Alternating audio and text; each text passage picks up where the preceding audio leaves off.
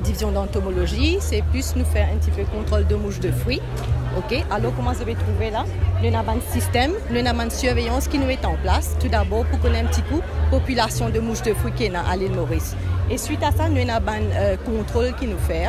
Ok, premièrement, nous avons une application APA qui nous fait. Nous avons une APA de protéines qui nous fait développer. Ok, ça nous fait une application régulièrement. Second, nous avons une application de bloc qui nous fait. Ok, ça aussi c'est à base de phéromones. Tout de même pour contrôle de mouches de fruits. Au fait, nous avons 9 mouches de fruits qui nous finissent détectées à l'île Maurice. Et nous efforts, c'est pour contrôler ces mouches-là et peut-être aller vers l'éradication. Ok. Deuxièmement, nous avons aussi un secteur d'apiculture. Ok, quand nous traînons les beekeepers, nous donnons un training et aussi nous donnons un équipement. D'accord? Et tout ça, c'est tout pour arriver dans une chose d'agriculture sustainable. Comme on connaît le gouvernement, sa vision, c'est convertir 50% de nos productions agricoles vivrières aux normes bio d'ici 2020. Qui fait parce que c'est un produit pour produire avec moins de pesticides ou sans pesticides. Donc, il faut plus bon pour la consommation, mais en même temps, il aide nous pour garder la terre durable pour qu'il nous capable de gagner la terre fertile à l'avenir. Donc, dans ce contexte-là, le Small Farmers Welfare Fund, il lance le Biofarming Support Scheme. Quand là, nous donne 60% subside intrants bio, intrants c'est-à-dire fertilisants avec pesticides. Donc, pour nous aider les planteurs capables d'acquérir ces intrants-là. Parce que nous connaissons que les intrants bio sont plus chers que les intrants chimiques. Donc aujourd'hui, nous avons le lancement de ce salon de l'agriculture.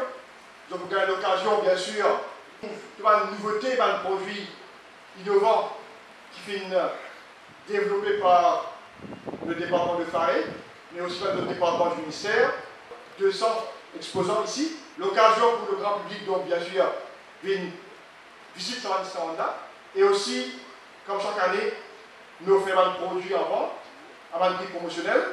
Nous connaissons aussi une pédance, un livret, qui manière de produire caille à Maurice. Le ministère et Faré ensemble, nous développons une structure qui nous est exposée dans la cour ici même, que vous aurez l'occasion de trouver cette structure-là.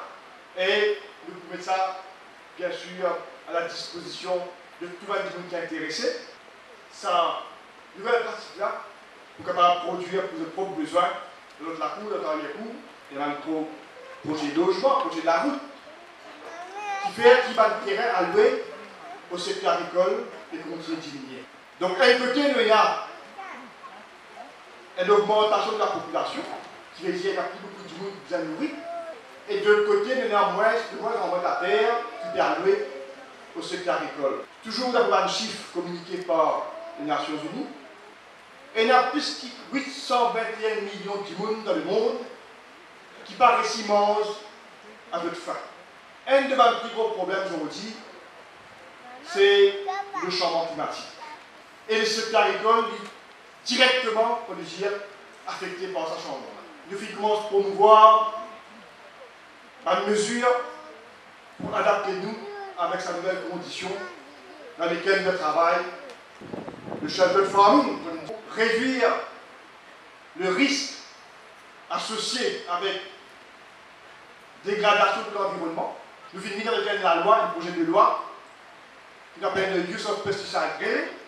Un autre problème encore qui nous peut faire face aujourd'hui, c'est le vieillissement de la population. Alors qu'il nous disait qu'on continue à produire plus, pour capable dépendre de moins en moins de produits qui sont importés. Alors là aussi, le ministère finit de regarder ce qui pour pouvoir avoir un jeune gradué surtout, pour joindre le secteur agricole.